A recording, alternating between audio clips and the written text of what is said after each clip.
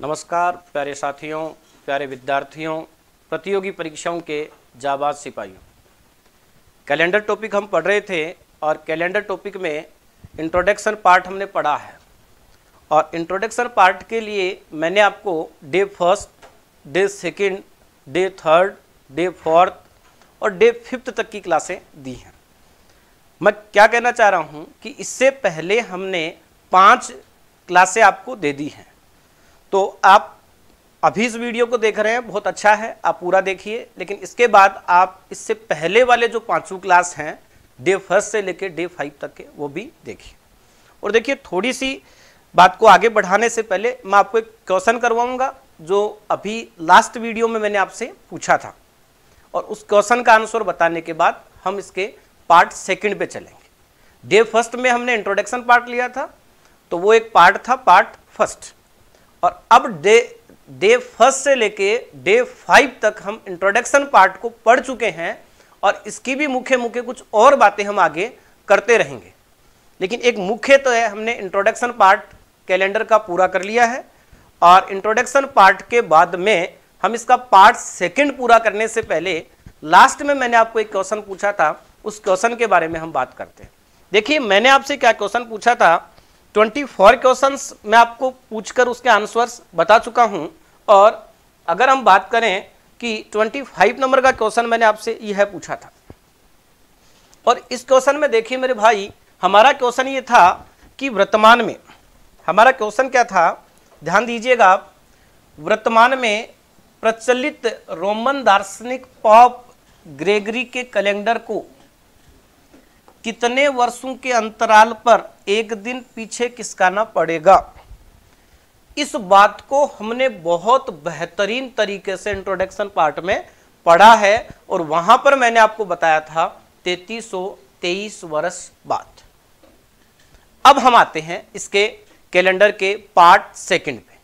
अब कैलेंडर का part second पढ़ने से पहले आप ये बात को अच्छे से जान लें कि यदि आपने कैलेंडर का डे फर्स्ट से लेके डे 5 तक का पार्ट फर्स्ट नहीं पढ़ा है, पार्ट फर्स्ट, तो आप उसको भी एक बार जरूर पढ़ें, क्योंकि मैंने आपको यही कहा है कि आप कोई भी क्लास लेते हैं तो उस क्लास को लेते समय आपको उस टॉपिक को शुरू से पढ़ना है और नोट्स बनाते हुए चलना है।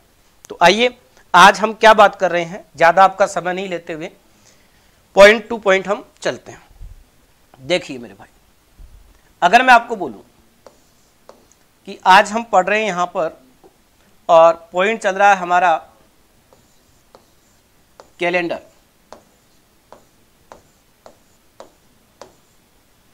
और कैलेंडर में मैंने आपको बताया ये आपका पार्ट सेकंड चल रहा है। फर्स्ट पार्ट जो हमारा था इंट्रोडक्शन पार्ट था, और इंट्रोडक्शन पार्ट के बाद में मैं आपको समझा रहा हूं पार्ट सेकंड। तो पार्ट सेकंड में किस प्रकार के क्वेश्चंस हम देखेंगे या मैं इस सीरीज को किस तरीके से आगे बढ़ा रहा हूं, इस बात को समझने के लिए आप देखिएगा कि अब हमारा जो मूल बिंदु है वो इस प्रकार है कि जब 2 या 2 से अधिक व्यक्ति, ध्यान से सुनना, 2 या 2 से अधिक व्यक्तियों, 2 या 2 से अधिक व्यक्तियों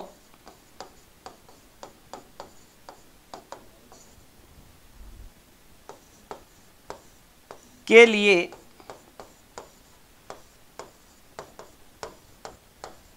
आप बराबर बने रहिएगा। बहुत शानदार क्वेश्चन लेंगे और एक से बढ़कर एक क्वेश्चन लेंगे।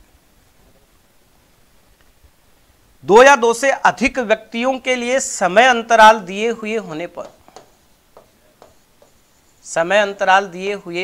पर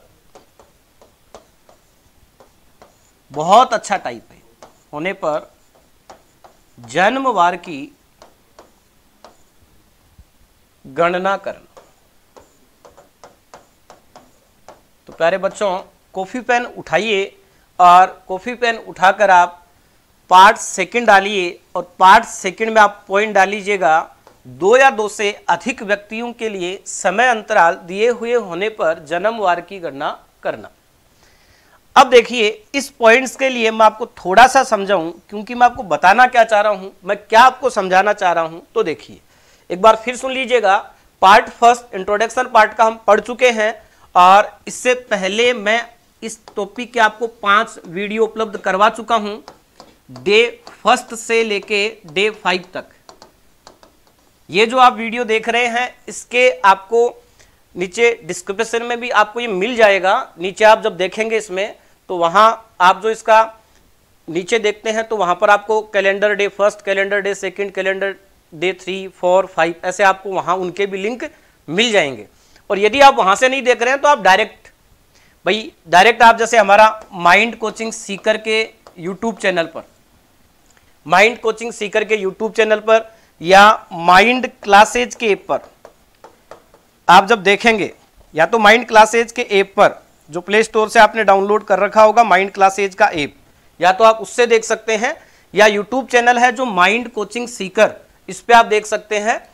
कैलेंडर जो टॉपिक है, मैं प्रत्येक क्लास का मेरा पढ़ाने का तरीका है, मैं डे वाइज चलता हूँ, तो इसमें आप वहां देखोगे calendar day first, calendar day second, calendar day 3, calendar day 4, calendar day 5, ऐसे 5 वीडियो डाले हुए हैं। और आज हम पार्ट सेकंड पढ़ रहे हैं, और यह कैलेंडर के लिए अपना है डे 6, और डे 6 में हमने पार्ट सेकंड प्रारंभ किया है। और पार्ट सेकंड में किस प्रकार के क्वेश्चंस हम पढ़ रहे हैं, या पार्ट सेकंड की क्या थीम है, तो पार्ट सेकंड हमें यह बता रहा है कि यहां पर हम जानकारी लेंगे। क्या जानकारी लेंगे? 2 या 2 से अधिक व्यक्तियों के लिए समय अंतराल दिए हुए होने पर जन्मवार की गणना करना। तो आइए हम देखते हैं कि ऐसे कौन से क्वेश्चंस हैं, या मैं किस प्रकार के क्वेश्चंस की बात कर रहा हूं। साथ में नोट्स बनाते हुए आप चलिएगा, ध्यान से सुनना, धीरे धीरे आपको बहुत अच्छा समझ में आएगा, अपितु बहुत ही बेहतरीन समझ में आएगा। तो देखिए, मान लीजिए मेरे भाई, मैंने आपको कहा कि राम श्याम से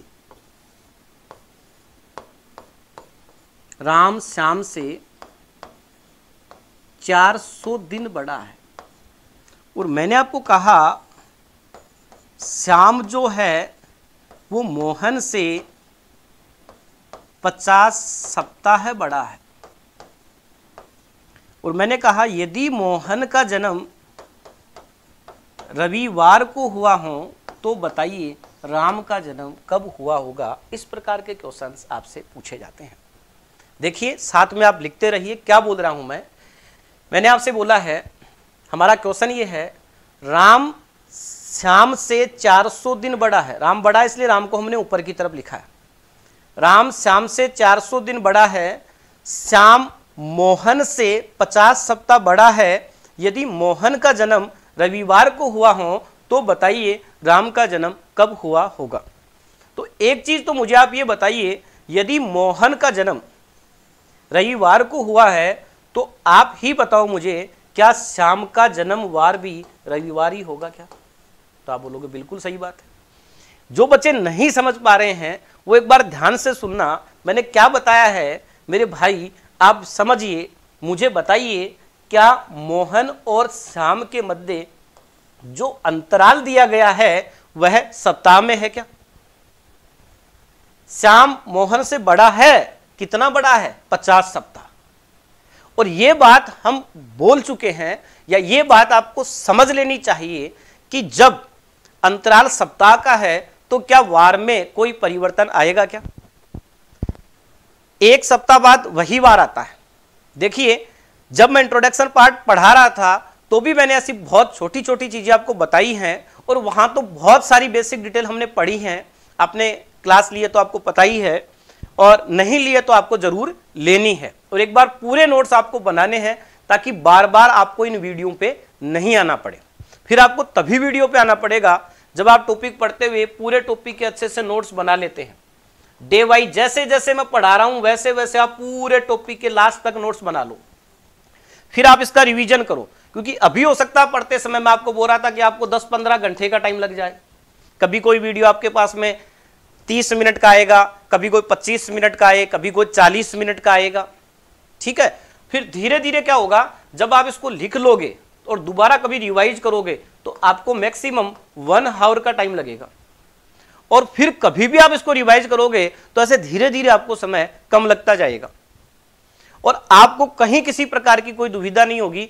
यहां हम बहुत बेसिक से भी पढ़ रहे हैं, और मैं फिर से आपको बताना चाहता हूं, जो स्टूडेंट्स माइंड कोचिंग सीकर में मेरे से ऑफलाइन बैचेज में पढ़ते हैं उनको पता है, और यदि आप में से कोई अननोन विद्यार्थी है तो मैं आपको बता दूं, हम शुरुआत में बहुत धीरे धीरे चलेंगे, लेकिन उसके बाद आपको प्रत्येक टॉपिक के लिए, जैसे आप कैलेंडर पढ़ रहे हैं तो कैलेंडर के लिए भी आपको धीरे धीरे ये लगेगा कि बहुत सारी चीजें मैं ऐसी आपको बताऊंगा जो आपने कभी सुनी नहीं होंगी, सोची नहीं होंगी। क्वेश्चन को हल करने के ऐसे तरीके हम लेंगे जिसके बारे में आप सोचोगे अरे इतनी बड़ी दुविधा थी, हम इसको इतनी आसानी से ले ली। लेकिन मैं ज्यादा विस्तृत चर्चा नहीं करता, जैसा कि आपको मेरे पढ़ाते समय का पता है कि अगर 5 क्वेश्चन करने हैं तो लगातार 5 क्वेश्चन करने हैं। जब मुझे बहुत सारी बातें करनी होगी तो इसके लिए मैं आपके लिए अलग से सेशन लेके आऊंगा, मैं अलग से लाइव आकर आपके लिए उससे बात करूंगा, कमेंट्स में आपके नाम भी बोलूंगा। लेकिन अभी जैसे मान लीजिए मैं क्या करता हूं, लाइव आके कमेंट्स में आपके नाम बोलता रहता हूं, तो उससे क्या होगा, पढ़ाई कम होगी।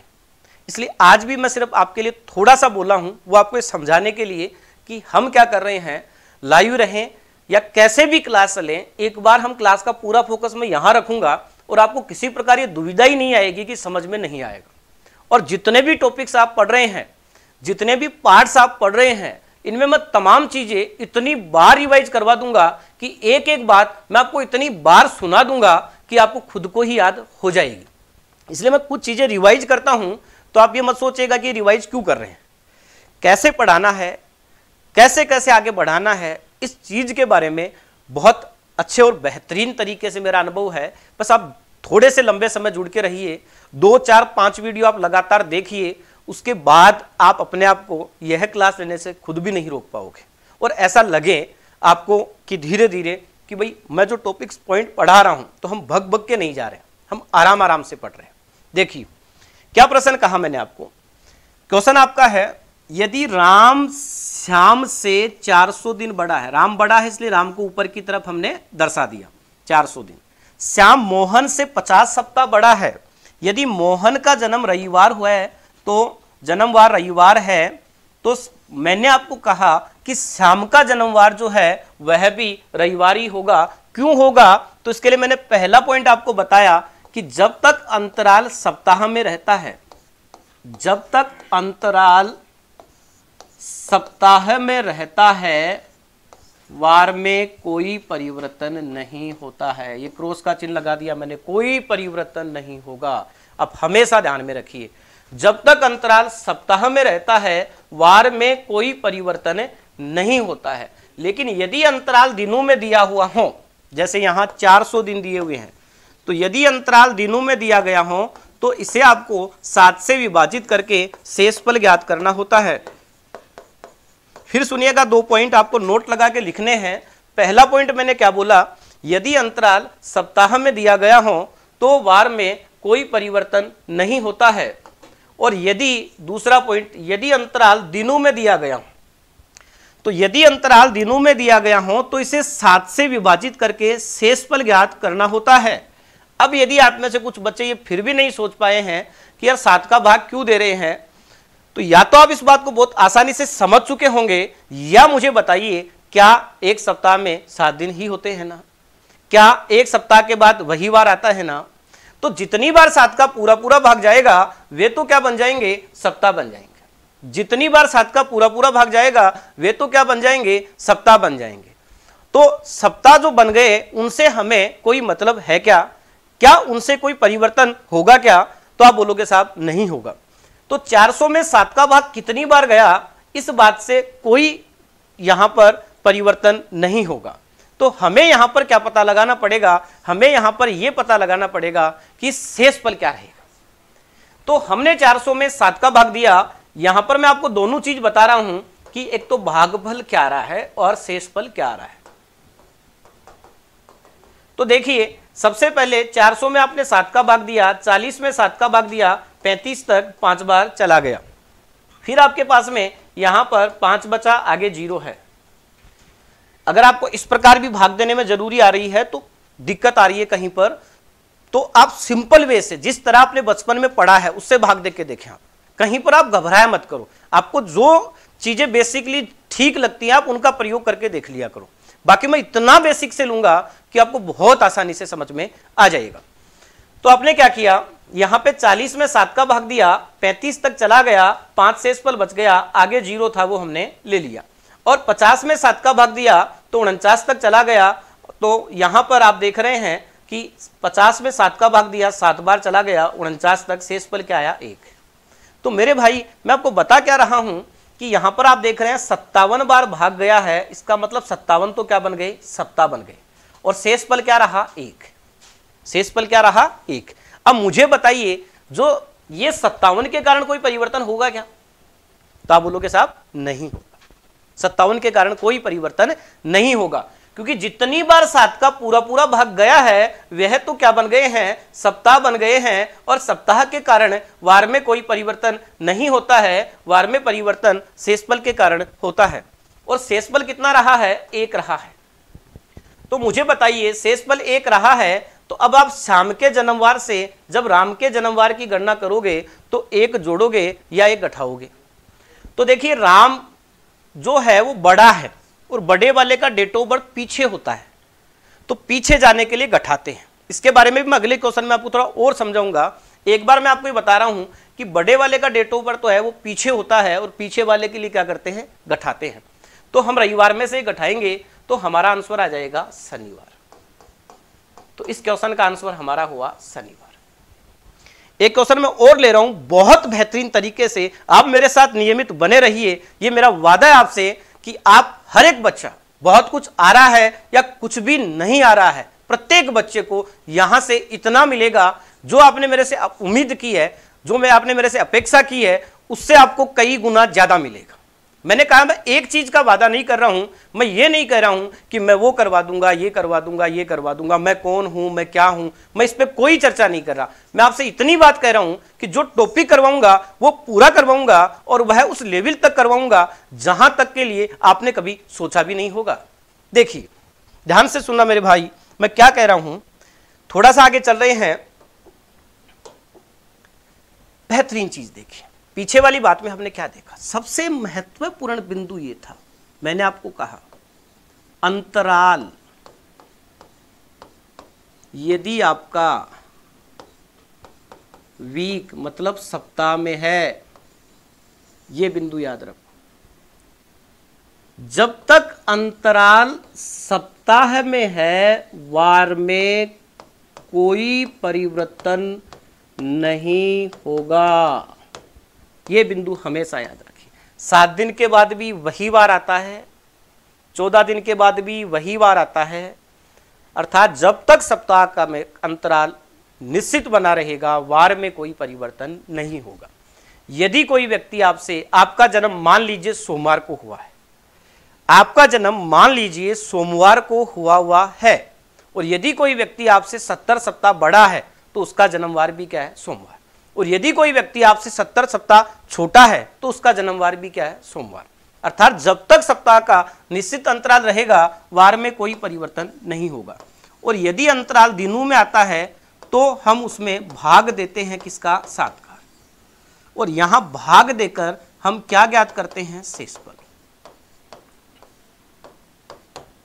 अब शेषफल ज्ञात करने के बाद में यदि आपको आगे का वार ज्ञात करना है तब तो आप करते हैं प्लस, और यदि आपको पीछे का वार ज्ञात करना है तो आप करते हैं माइनस।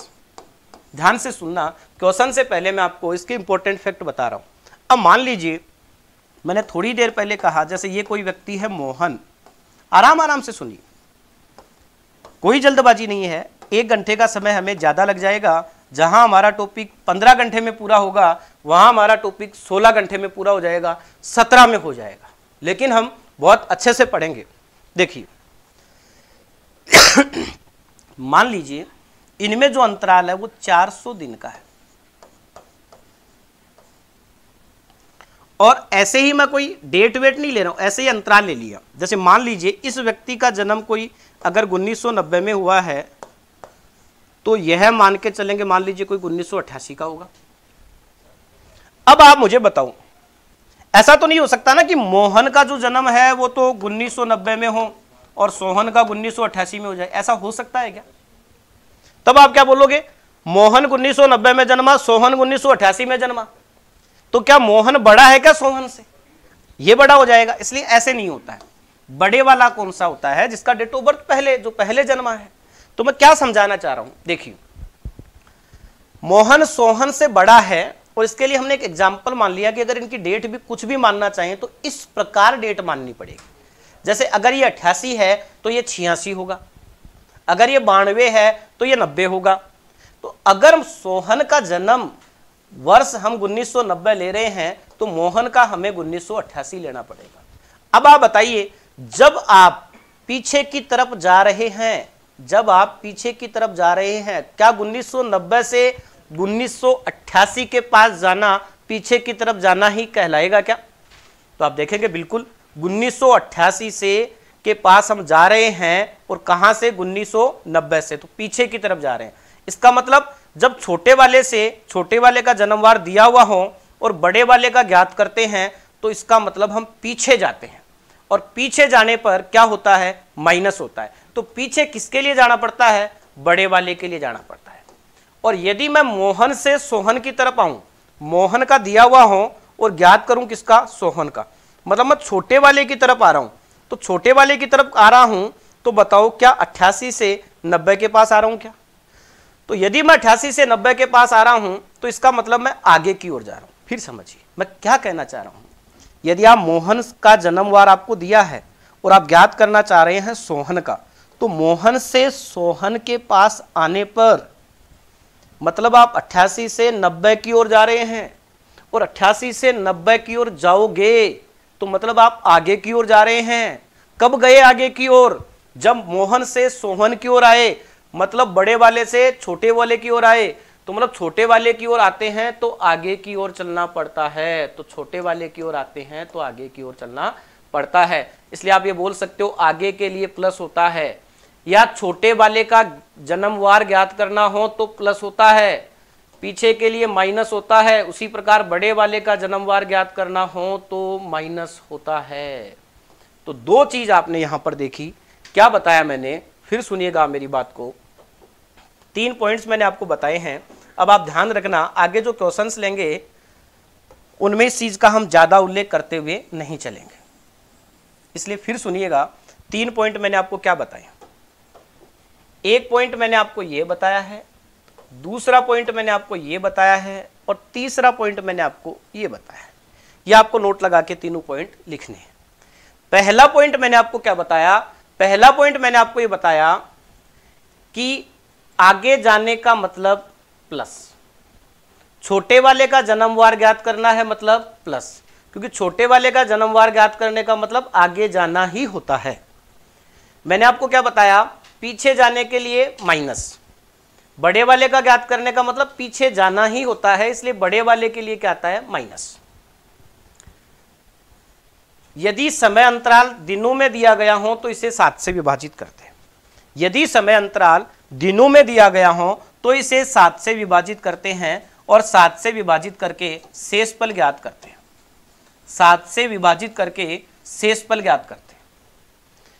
यदि समय अंतराल दिनों में दिया गया हो तो इसे 7 से विभाजित करते हैं, और 7 से विभाजित करके शेषफल ज्ञात करते हैं। एक बार फिर सुनना, आप सोचोगे भागफल कहां गया, क्योंकि जितनी बार 7 का पूरा पूरा भाग जाएगा वो तो क्या बन जाएंगे, सप्ताह बन जाएंगे, और सप्ताह के कारण वार में कोई परिवर्तन नहीं होता।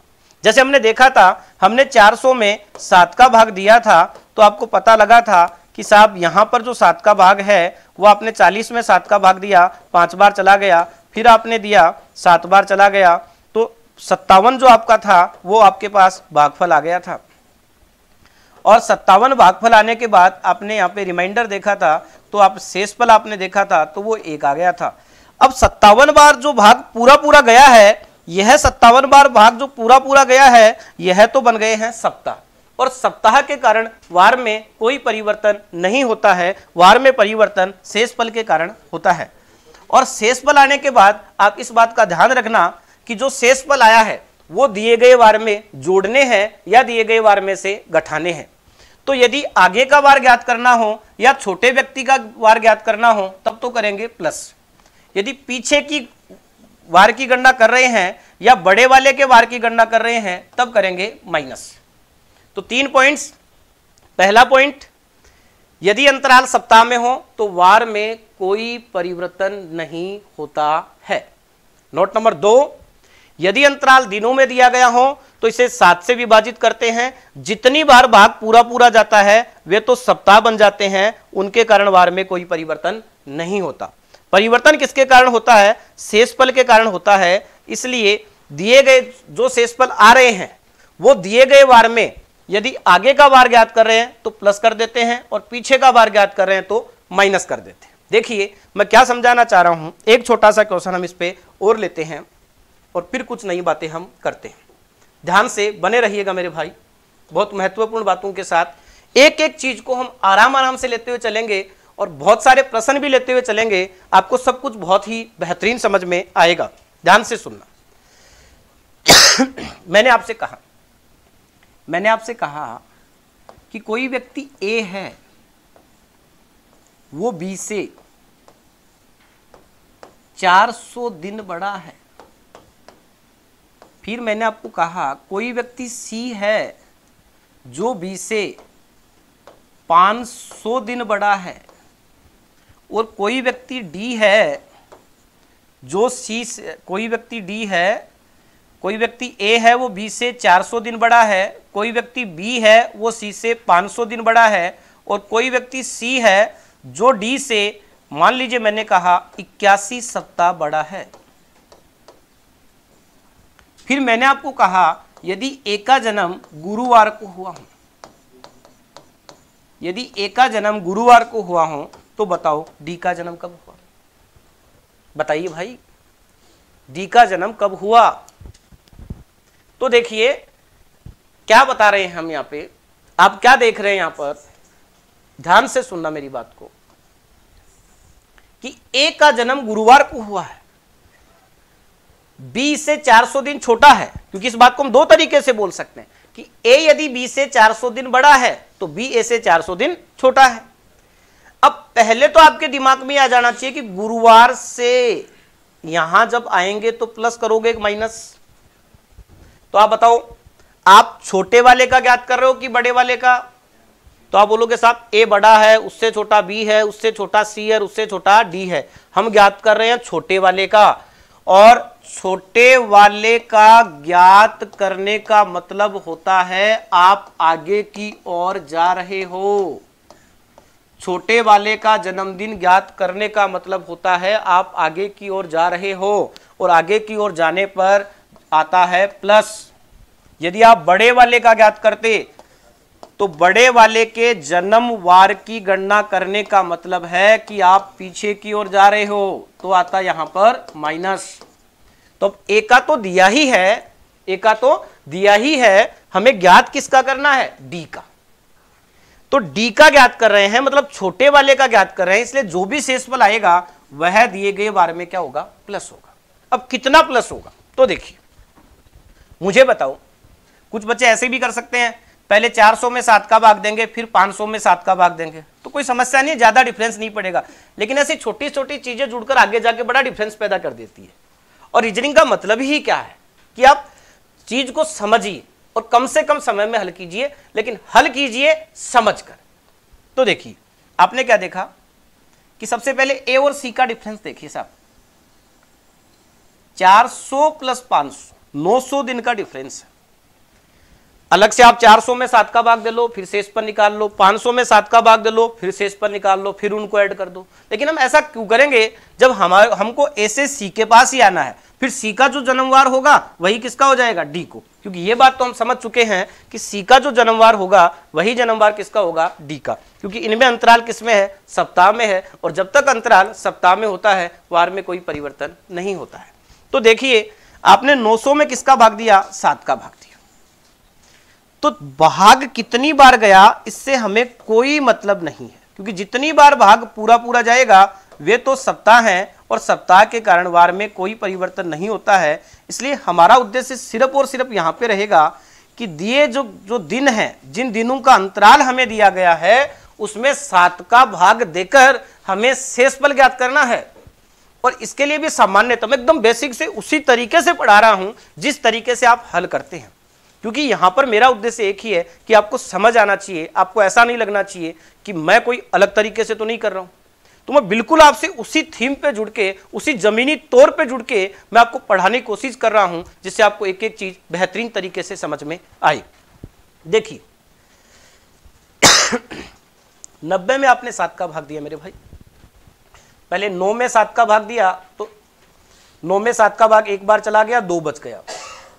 9 में 7 का भाग एक बार चला गया, उससे में मतलब नहीं है क्योंकि वो तो सप्ताह बनेंगे और हमें क्या ज्ञात करना है, शेषफल। तो 9 में 7 का भाग दिया, एक बार चला गया, 2 शेषफल बच गया। अब आप देखोगे आगे क्या ले लेंगे भाई, 0। फिर आप 20 में 7 का भाग दोगे, तो 20 में 7 का भाग आप देखिए 7, फिर 7 का मल्टीपल 2 लूंगा तो 14, 3 लूंगा तो 21, तो 21 तक तो जा नहीं सकते ना, तो 14 तक हम गए और 14 तक जाके हमने क्या देखा कि 14 तक तो भाग चला गया, लेकिन शेषफल क्या बच गया, 6, और फिर से क्या बचा हुआ है, 0। तो आपने 60 में फिर से 7 का भाग दिया। मैं बहुत धीरे धीरे चलूंगा, एक एक भाग की छोटी छोटी चीजें बताते हुए चलूंगा, ठीक है। 60 में 7 का भाग दिया तो आप देखोगे 56 तक चला गया। अब 56 तक चला गया तो बचे कितने, 4। तो यहां पर शेषफल क्या है, 4। देखिए ए से सी तक आए, ए से सी तक आए, तो ए से सी तक आने पर आपने क्या देखा, 400 प्लस 500 900। यदि अंतराल दिनों में दिया गया हो तो उसे 7 से विभाजित करके शेषफल ज्ञात करते हैं और शेषफल कितने आ गए, 4। अब आप देखोगे कि अगर मैं यहां से यहां आता हूं, इसके पास मान लो चाहे इसके पास, यदि यहां से यहां आता हूं तो जोड़ना है या घटाना है, तो दिए गए वार में प्लस होगा। क्यों होगा, क्योंकि हम छोटे वाले की तरफ जा रहे हैं और छोटे वाले की तरफ जाने का मतलब है आगे की ओर जा रहे हैं, और आगे के लिए क्या होता है, प्लस होता है। तो आपने दिए गए में 4 जोड़ दिया, तो गुरुवार में आपने 4 जोड़ा, तो मुझे बताइए क्या आएगा, क्या सोमवार आएगा क्या। देखिए गुरुवार से शुक्रवार, शनिवार, रविवार और सोमवार। तो अब आप ये देखोगे कि साहब आपने तो ए से सी लिया था, तो इसलिए सी का सोमवार आना चाहिए। जी हां बिल्कुल, सी का अगर सोमवार है तो यह बात आप आसानी से बता सकते हो ना कि डी का भी क्या है, सोमवार है। डी का भी क्या है, सोमवार है, क्योंकि सी और डी में जो अंतराल है वो किसमें है, सप्ताह में है, और जब तक अंतराल सप्ताह में रहता है वार में कोई परिवर्तन नहीं होता है। और अब बारी है आपकी, अब बताओगे आंसर आप। मैं 3 मोटी मोटी बातें आपके सामने फिर से रिवाइज कर रहा हूं, कुछ भी नहीं था, सिंपल था। पहली बात क्या थी, यदि अंतराल सप्ताह में दिया गया हो तो वार में कोई परिवर्तन नहीं होता है, क्योंकि 7 दिन के बाद वही वार, तो 7 और 7 14 दिन के बाद भी वही वार। तो जब तक अंतराल सप्ताह में रहता है वार में कोई परिवर्तन नहीं होता है, पहली बात। दूसरी बात, यदि अंतराल दिनों में दिया गया हो, यदि अंतराल दिनों में दिया गया हो तो उसे 7 से विभाजित करके शेषफल ज्ञात करते हैं, और शेषफल ज्ञात करने के बाद यदि आगे का वार ज्ञात करना हो तो दिए गए वार में शेषफल जोड़ देते हैं, और यदि पीछे का वार ज्ञात करना हो तो दिए गए वार में से शेषफल घटा देते हैं। इस पार्ट विशेष में बार बार 2 या 2 से अधिक व्यक्तियों का कंपैरिजन करेगा, तो वहां आप ध्यान रखना, यदि आप छोटे वाले का जन्मवार ज्ञात कर रहे हैं तो छोटे वाले का होता आगे, तो छोटे वाले के लिए आएगा प्लस, बड़े वाले का होता पीछे, इसलिए बड़े वाले के लिए क्या आएगा, माइनस। यह चीजें हैं। अब देखो मैं आपको कुछ चीजें समझाऊं, मुझे बताइए यहां तक आपने क्वेश्चंस देखा, थोड़ा सा आपको मैं आगे लेके चलता हूं। कुछ क्वेश्चंस मैं आपको दे रहा हूं जिनके आंसर आपको अभी साथ में दे सको तो आप दे सकते हो। ये आपका पिछला क्वेश्चन था, पिछले वीडियो में मैंने आपसे ये क्वेश्चन पूछा था। अब रेडी हो जाइए आप आंसर बताने के लिए, ध्यान से सुनना। कौन से क्वेश्चन हैं जिनका जवाब आपको देना है। देखिए पढ़ाते समय मेरा उद्देश्य यहां पर 20 क्वेश्चन हल करवाना नहीं है, मैं 20 हल करवाने में विश्वास नहीं रखता, मैं 2 हल करवाने में विश्वास रखता हूं। मेरा मानना यह है कि यदि मैंने आपको 20 प्रश्न करवा भी दिए और फिर वैसा क्वेश्चन एक एग्जाम में नहीं आया आपको, क्योंकि एग्जाम में एक क्वेश्चन वैसा आया और वह भी आपको नहीं आया, तो फिर मेरे करवाने का औचित्य ही क्या है। मैं ये मानता हूं कि 2 क्वेश्चन मैं आपको इतने अच्छे से करवा दूं, 2 क्वेश्चन में साथ में मैं आपको इतना अच्छा कॉन्सेप्ट समझा दूं कि उसके बाद में वैसे 2 नहीं 2000 क्वेश्चन भी आए तो आप हंसते हंसते आराम से कर सकें। और रही बात, अभी आप देख रहे हैं कि समान वर्षों का पंचांग कैसे ज्ञात करते हैं, इस जैसा कैलेंडर आगे कब आएगा या इस जैसा कैलेंडर पीछे कब आएगा, समान महीनों का कैलेंडर कब आएगा, कौन सा शताब्दी वर्ष का प्रथम दिन हो सकता है, कौन सा शताब्दी वर्ष का प्रथम दिन नहीं हो सकता, ऐसे अंतिम दिन के बारे में आयु की गणना करना, बहुत सारे चीजें चलती हैं। तो ये बहुत बड़ा टॉपिक है और इसकी एक एक चीज मैं आपको ऐसी तोड़ तोड़ के बताऊंगा जो आपने कभी ऐसे सोचा भी नहीं होगा। आपके दिमाग में जितने कंफ्यूजन हैं वो सारे कंफ्यूजन खत्म कर दूंगा। लेकिन पहले आप देखिए इसके बारे में और डिटेल में मैं बात, आपको मैथ्स कैसे पढ़नी चाहिए, रीजनिंग कैसे पढ़नी चाहिए, ये सारी चीजें मैं आपके साथ चर्चा में करूंगा। लेकिन उसके लिए मैं अलग से सेशन लेके आऊंगा, क्योंकि यहां से सिर्फ अगर मैंने 10 बार किसी बात को रिवाइज भी किया है ना, तो वो यही की है कि सप्ताह, जब तक अंतराल सप्ताह का रहेगा वार में कोई परिवर्तन नहीं होगा। मैंने रिवाइज भी किया है ना, तो यही किया है कि जब तक अंतराल दिनों में है तो उसे 7 से विभाजित कीजिए और शेषफल ज्ञात कीजिए। यदि आगे का वार ज्ञात करना है तो दिए गए वार में शेषफल जोड़ दीजिए और पीछे का ज्ञात करना है तो दिए गए वार में से शेषफल घटा दीजिए। तो हम जो चर्चा करेंगे वो सिर्फ पॉइंट टू पॉइंट इसी पे करेंगे। देखिए कौन से क्वेश्चन से जो आपको आगे बताने हैं, कोशिश करो अभी बताने की, नहीं तो इसके बाद जैसे ही वीडियो पूरा होता है आपको ये बताने ही हैं। और याद रखें, यदि आपने कैलेंडर का डे 1, डे 2, डे 3, डे 4 और डे 5 नहीं देखा है तो पहले आप उनको जरूर देखिए और नोट्स बनाते हुए चलिए। पूरा टॉपिक शुरू से पढ़ें। मन में किसी प्रकार से आपके ऐसे नहीं आना चाहिए यार ये बाद में कर लेंगे या बाद में पढ़ लेंगे, क्योंकि बाद किसी का नहीं आया। सोचो आज कर लेंगे, अभी कर लेंगे।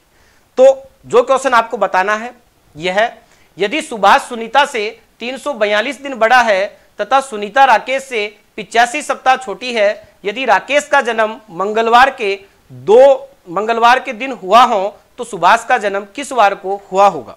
क्वेश्चन नंबर 26, आंसर बताते जाइए।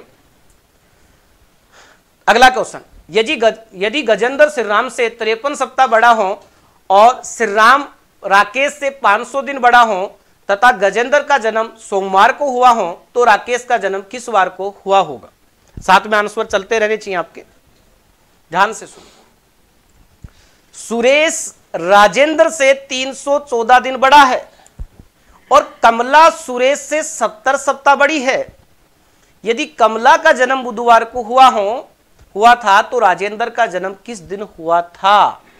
28, बहुत बेहतरीन और अच्छे क्वेश्चंस हैं। ऐसे क्वेश्चंस हैं जो एग्जाम में पूछे हुए हैं या उस पैटर्न पे पूछे जाते हैं या उस पे पूछे जाएंगे, इसलिए आपको एक भी क्वेश्चन मिस नहीं करना है। प्रत्येक क्वेश्चन को ध्यान से समझना है, प्रत्येक क्वेश्चन का आंसर आपको देना है। बने रहिए आप मेरे साथ, ध्यान से सुनिएगा। ये अभी क्वेश्चन अगला आप देख चुके होंगे।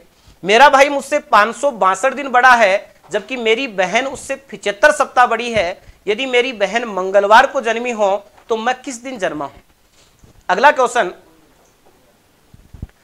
सोनू का भाई मोनू उससे 536 दिन बड़ा है जबकि उसकी बहन टोनू मोनू से 75 सप्ताह बड़ी है। यदि टोनू बुधवार को पैदा हुई थी तो सोनू किस दिन पैदा हुआ था। Question number 30। तो आज के लिए अपने ये 5 क्वेश्चन हैं। अब अगला जो क्लास आएगा तो ऐसे मत सोचना कि उसमें 5 ही हल कराऊंगा, ये 5 तो हो जाएंगे। उसके बाद हम बहुत सारी नई बात भी करेंगे या कुछ नई बात करेंगे और कुछ नई बात करने के साथ में इन क्वेश्चंस को हल करेंगे और फिर से मैं आपको बहुत अच्छे क्वेश्चंस दूंगा।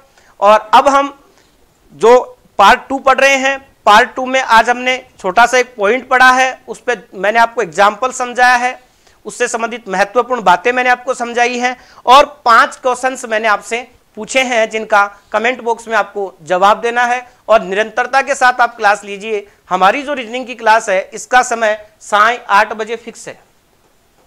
आप 8 PM डेली जो है इस क्लास के साथ में रूटीन में रहो।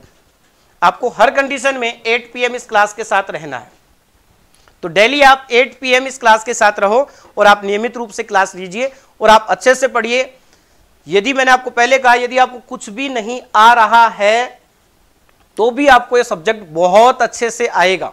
और यदि आपको ऐसा लग रहा है कि मुझे बहुत अच्छे से आ रहा है तो मैं ये कह रहा हूं कि आप बने रहिए मेरे साथ। आप ये देखोगे कि हमें इतनी सारी नई बातें मिली हैं, आपको खुद को ये महसूस होगा कि मैंने इतनी सारी नई बातें सीखी हैं जो कभी मैंने सोचा भी नहीं था। तो तब तक के लिए हम आपसे चाहते हैं अलविदा। आज के लिए इतना ही है। डे 6 तक हम पढ़ चुके हैं और कल मिलते हैं हम डे 7 के साथ। तब तक आप अपना रखें ध्यान और परमपिता परमेश्वर की आप पे दया बनी रहें। हमारी दुआएं आपके साथ हैं। आज के लिए इतना ही। जय भारत, जय राजस्थान, जय माइंड, विजय माइंड।